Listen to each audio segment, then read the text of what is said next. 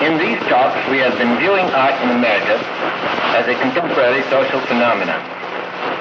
We have been tracing the answer, as it appears to us, to the question, does art count in the present social cosmos in America? And we have found that apparently it does count. But there is another question of equal interest to art lovers. Will our art of today count in the long run? If so, for just what will it be remembered? The answer to these questions is, of course, on the knees of the ground. We may speculate. We may examine some of the suggested facts. It is... Ladies and gentlemen, the first WNYC College lecture, this is the College of the City of New York. We have the pleasure of listening to Professor George W. Eggers of the Department of Art of the College of the City of New York, lecturing on the subject of voyages of discovery in American architecture.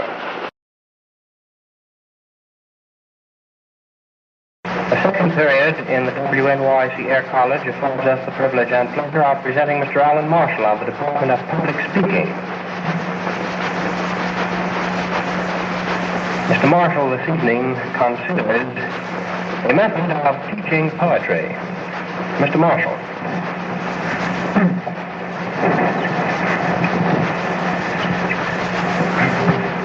Driven by the necessity of finding a title for this brief discourse, I have chosen one more imposing than it has any right to be. A method of teaching poetry connotes a kind of brave distinction. It suggests something bold and original. Ladies and gentlemen, a method of teaching poetry was the subject dealt with this evening by Mr. Alan Marshall of the Department of Public Speaking, College of the City of New York. This forms the sum and substance of the second WNYC Air College lecture given in collaboration with the College of the City of New York, which lectures were broadcast to you from the Commerce Center of the College, located at 232 Lexington Avenue in New York City. This is WNYC New York. We ask you to stand by for the studio announcement. Continuing from the studio, Mr. Newman presents the next program feature. Mr. Newman. It is a very great pleasure to welcome to the studio of WNYC once again the distinguished cyclist, violinist, composer, and organist. A man who has demonstrated unusual musical ability over a period of years in the concert field in New York. I refer to Edwin Grassi. Mr. Grassi this evening, assisted by your announcer Herman Newman at the piano, plays one of the important compositions in the violin literature, the Variations of Cavelli.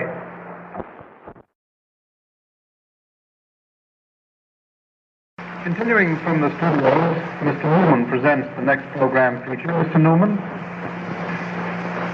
It is a very great pleasure to welcome to the studio of WNYC once again the distinguished cyclist, violinist, composer, and organist. A man who has demonstrated unusual musical ability over a period of years in the concert field in New York. I refer to Edwin Grassi. Mr. Grassi this evening, assisted by your announcer Herman Newman at the piano, plays one of the important compositions in the violin literature, the Variations of Cavelli.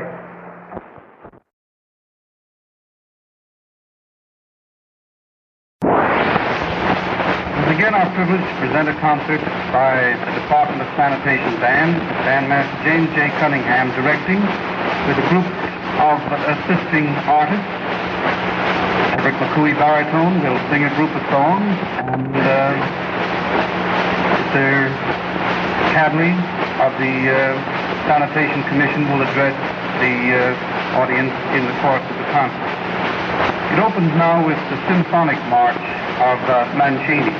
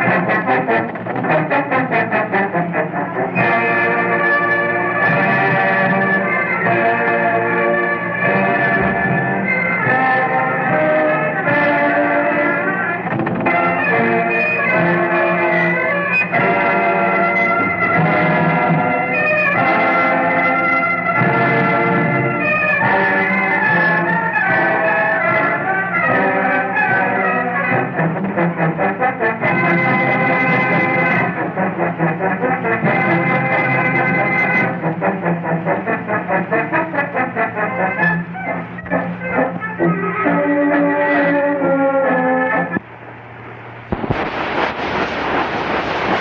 James J. Cunningham directing. Bandmaster Cunningham has programmed an extremely interesting number as the next. We'll hear the overture to Verdi's very early opera of Giovanna d'Arco, or Joan of Arc. It is hard to realize in going through the anthology of Verdi's contributions to the operatic stage that the same composer who wrote Nabucco also wrote Falstaff. And is the eternal regret of most of us who are keen admirers of the master of Bussetto that he finally did not set to music Shakespeare's King Lear. He carried this idea through his mind for over 15 years, not longer. For some reason or other, it never reached the score of an opera. We now hear the Department of Sanitation Band in the Joan of Arc or Giovanna d'Arco overture of Verdi.